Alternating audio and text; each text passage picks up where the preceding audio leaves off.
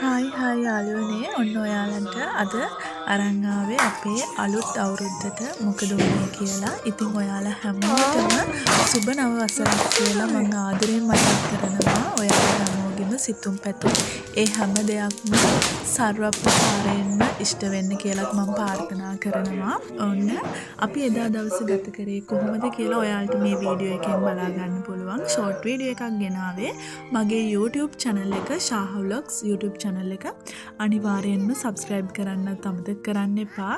එදා දවස අපි ගත කරේ කොහොමද කියලා මේ වීඩියෝ එක වලට බලා ගන්න පුළුවන්. අපි ලොකු දේවල් හැදුවේ නැහැ.